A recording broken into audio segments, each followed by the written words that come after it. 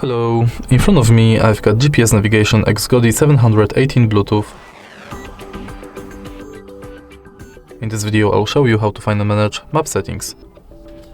In the beginning, let's go to Settings when in navigation. Go to Map Settings, and now you can change View Mode, Viewpoint, Enable Disable Automatic Overview, change colors, and adjust default map color. Then you can change night map color, check 3D vehicle gallery,